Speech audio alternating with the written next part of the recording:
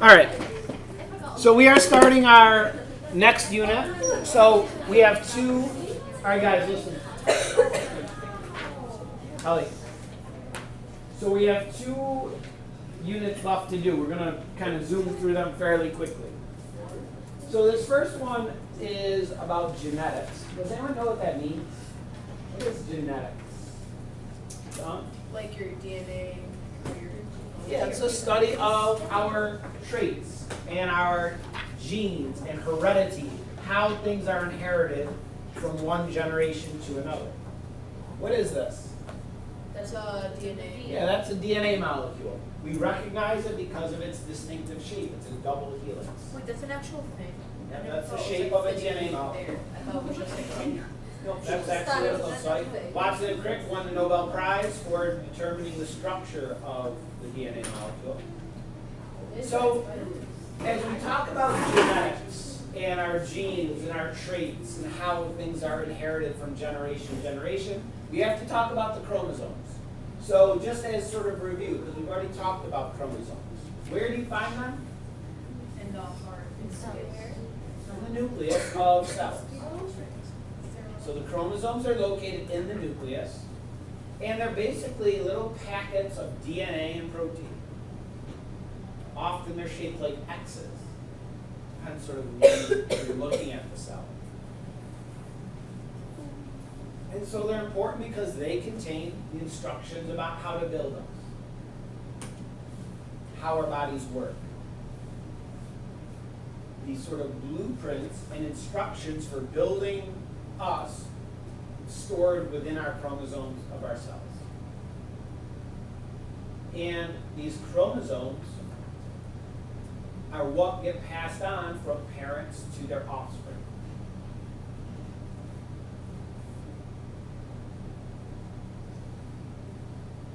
So how many chromosomes are in a normal human body cell? 46. 46. They come in pairs, 23 of each pair. 23 pairs of chromosomes, I should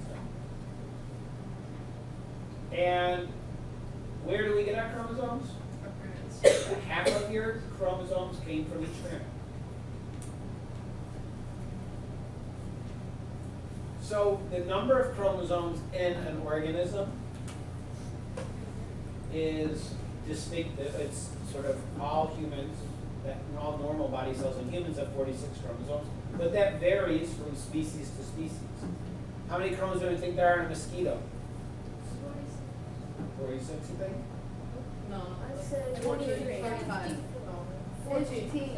6. Just 6 chromosomes, 3 pairs. How about a chicken? I'm more than 35.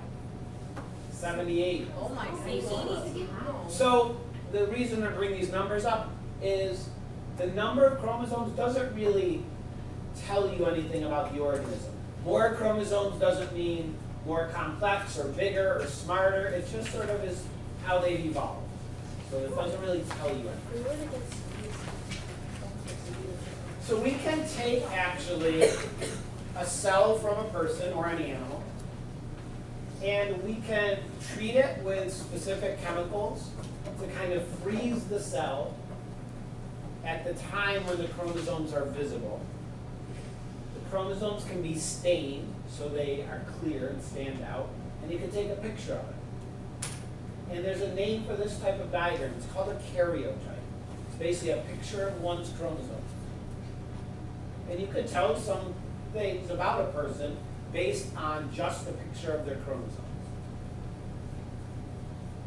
So if you were to count these up, there would be 46 chromosomes.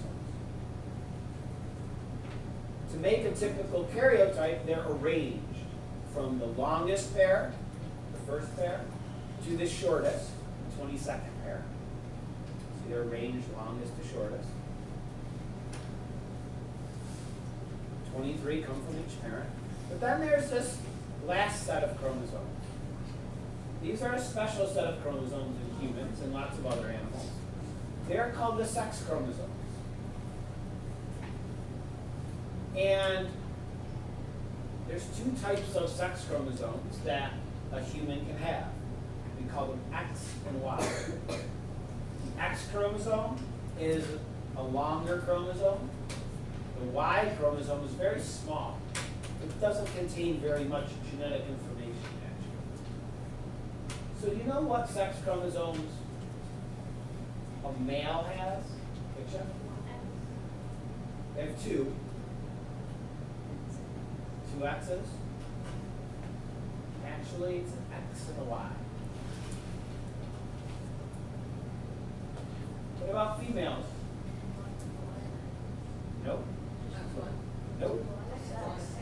XX. Females have two X chromosomes.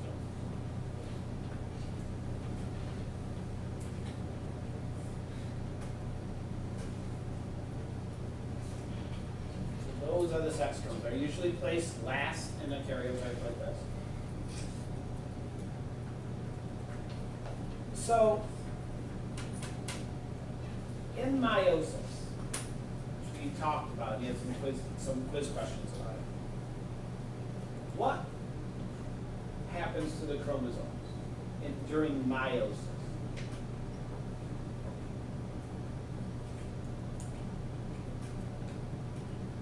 What does meiosis do to number of chromosomes? Yes? Splits them in half.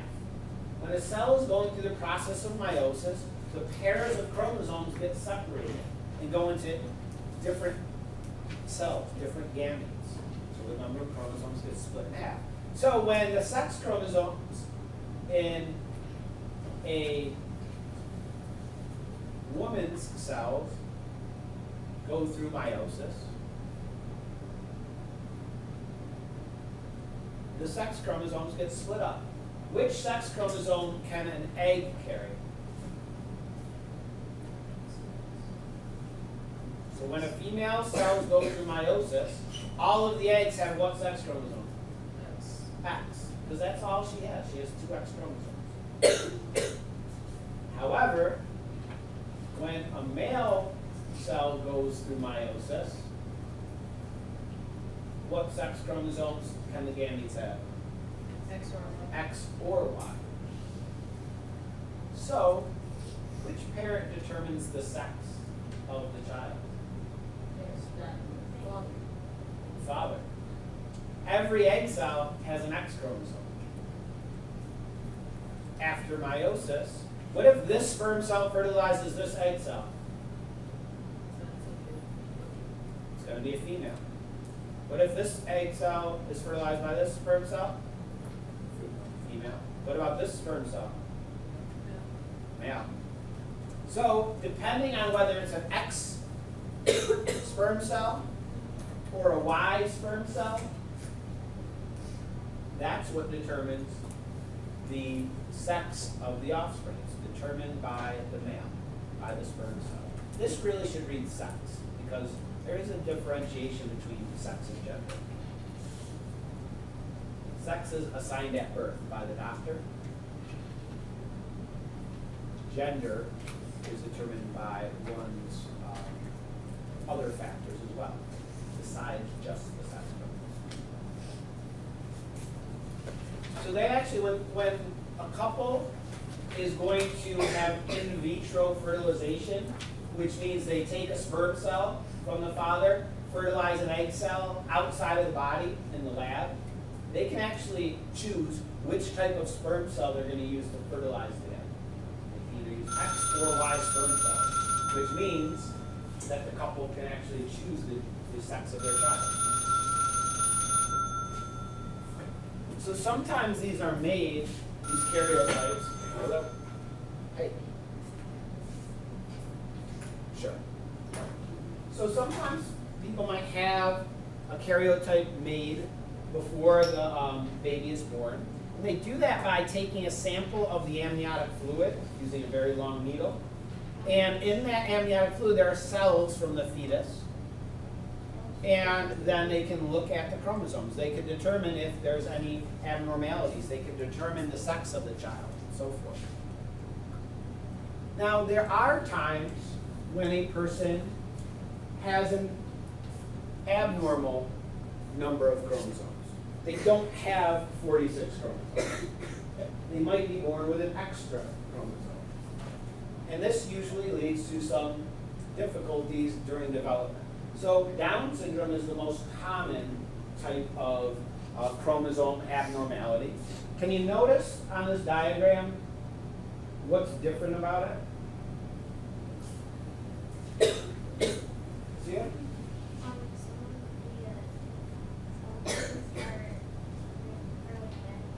Are like that? Yeah, that's okay. Actually, that just is sort of random. They happen to be that way. Abby? Number 21 has 3.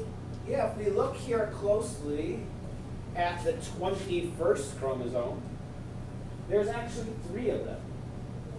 So a person with Down syndrome has an extra 21st chromosome.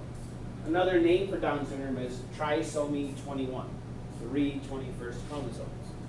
And having an extra chromosome presents some problems in development.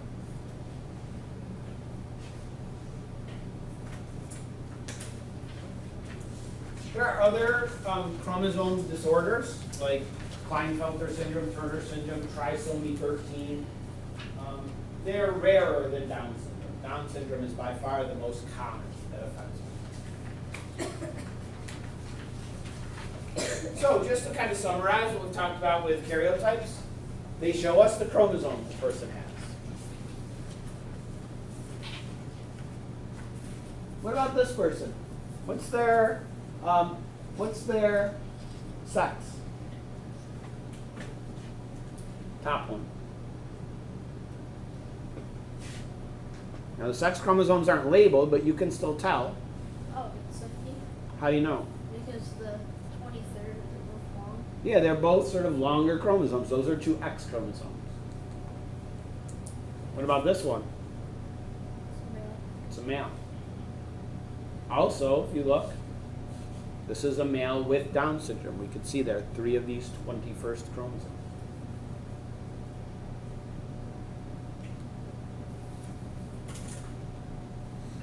All right, we're going to stop there.